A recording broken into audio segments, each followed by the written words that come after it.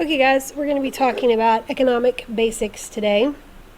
You're going to be filling in your notes as you are watching the PowerPoint. So feel free to pause at any point if you need a little more time to copy down the information. Alright, so if you notice what we're talking about here are three economic systems, capitalism, socialism, and communism. So let's take a few minutes and think about what we talked about the other day, about with the start of the Industrial Revolution, how that, think about where did the Industrial Revolution begin? England is our answer, and it started in the textile industry. And one of the reasons that it starts in England is because they have the necessary factors of production. So can you remember what the factors of production are? If you know them, you can go ahead and write them in the blank. You can see here that the factors of production, we have land, which are natural resources. So think about even anything grown, crops. We talked about when we were creating our store, most classes we talked about creating a Chick-fil-A and how we needed to have lettuce and tomato and flour, all these things to make our product. Labor then of course is the human resource, and then capital. Remember that capital is anything that's made by man to make something else. And that could be everything in like our Chick-fil-A situation, or if we're making sub sandwiches, our ovens or our cash registers or spoons or knives, anything like that. Anything made by man used to make something else. When we're thinking about the basis of economics, these factors of production are very important because what type of economy you have is determined by who controls the factors of production.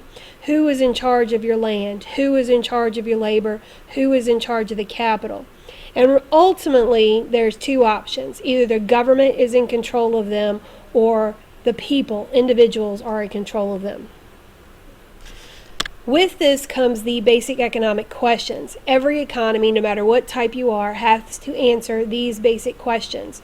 And how they're answered determines what type of economy is. So for example, we have what will be produced. For example, we decided that Bedford could use a Chick-fil-A, or we decided that they could use a made-to-order sub place. We, as the individuals, we decided what would be produced. By whom, like who is going to do the producing. We decided we would do it. And then for who, we were deciding for the masses of Bedford. So we, as individuals, were making those decisions. That gives us a capitalist economy. That's what we have in America. Versus in the former Soviet Union, when it was communist, the government made those decisions. Okay, and the in-between is socialism, which is what a lot of countries use today, where some of the questions are answered by individuals and some by the government. So let's get into capitalism. That's going to be our first economic system. And just an economic system in general is a way that the government or state uses their money. And there is a little video that you can watch on my Wikispace page, and it's Economics Explained with Cows. So after you finish your notes, if you want to go over there and watch the video, you can. So what is capitalism? Capitalism is an economic system that believes in individual ownership and competition. So individuals own the factors of production, and we compete. We like to have choice. That's a really big fact in a capitalist society. We have mostly a capitalist society in America. Do you remember who came up with this? This guy is called the father of economics. We were thinking about his name. We thought about the dollar sign to help us remember his last name. It's going to be Adam Smith. Adam Smith is the capitalist. He is the one who did all of this.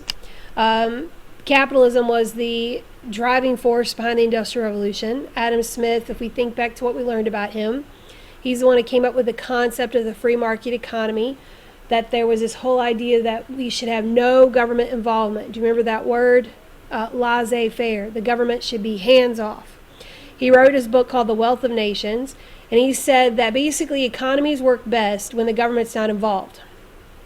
And that when the government's not involved and individuals make decisions, then we'll have competition and we'll get the most fair price. So for example, let's say that you are a shoemaker and you make shoes. and I decide to open a store beside you and also be a shoemaker. Then I decide to lower my prices so that people will come buy shoes from me. You are going to do one of two things. You are going to either lower your prices lower than mine to compete with me so you can get my customers, or you are going to make your product at a higher quality. Let's say that my shoes only last 3 months. Your shoes last 5 months, but they cost more than mine. So people are willing to pay a little more for your shoes because they're going to last longer. So his idea is that this competition was actually healthy and would drive the market. The main ideas, again, this whole hands-off, the government should not be involved, and that ultimately we would get a system where it's this invisible hand that was driving everything.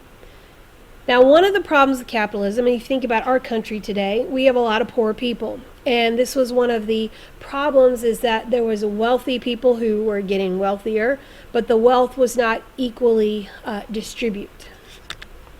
So the main ideas of capitalism, we can sum them up here. Capitalism is often called the free enterprise system. Number one, private ownership of property. The government doesn't own property, people do. 2, individual initiative. That is the idea of entrepreneurship, like I want to start a business, so I will. 3, profit. We start a business and we want to make a business because we make money. 4, competition. Any number of companies have all the different choices. So for example, when you go to the grocery store and you're looking for ice cream, like there are lots of different choices. And that is a big part of capitalism. People can compete. Now, sometimes they can be bad. Like if we think about when a Walmart comes into a town, what happens to the very small stores that we call them mom and pop stores? Often they can't stay open because they can't compete with Walmart because Walmart can get things cheaper. And then lastly, this is again the laissez-faire, the hands-off, but that the government should play a limited role in society. Now, if you think about America today, the government is involved in our economy. For example, the government can control interest rates. And the government is involved in our economy. So America no longer has a truly free enterprise system. We are predominantly a free enterprise or a market economy or capitalist economy, if you will, but it's not 100%. There's really only 2 countries in the world or 2 places in the world that function really with this hands-off, total no government involvement. And those 2 good examples would be Hong Kong and Singapore. And they have almost no government involvement in their economy. Okay, so what's good about capitalism? Well, we have freedom and choice. I remember when I lived overseas and I would go to the grocery store, I really love cereal. And when I go to the grocery store, I literally would have like 5 cereal boxes to choose from, 5 types of cereal. And I may only have, and I lived in socialist countries. I did not live in capitalist countries. I may only have like 6 choices for toothpaste. When I go to Walmart now or Target, I actually get a little overwhelmed. There's so much choice. Like we just have aisles full of types of toothpaste or shampoo or cereal. I love to go to Walmart and have this whole big aisle with probably like 40 different types of cereal to choose from. That's capitalism. We have freedom and we have choice. People make what we want.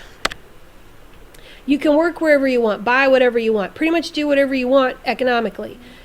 The government's not telling you what to do. If you're successful, you can be very successful. You can make a lot of money under capitalism. Think about Bill Gates or Steve Jobs, even LeBron James, not just his basketball career, but his advertising career. What's bad about capitalism? Okay, let's think about that. Well, we mentioned that a lot of people can become wealthy, but we also have people who become poor. There's no safety net. There's no thing, like if you lose your job, you lose your job. Now, in our country today, we provide unemployment benefits and we have things to protect people. In a true capitalist society, you don't have those things. If you're unsuccessful, you can be very unsuccessful. The biggest criticism of capitalism was that the rich get richer and the poor get poorer. And there is this big gap between rich and poor. Think about our own country. Is there a big gap between the rich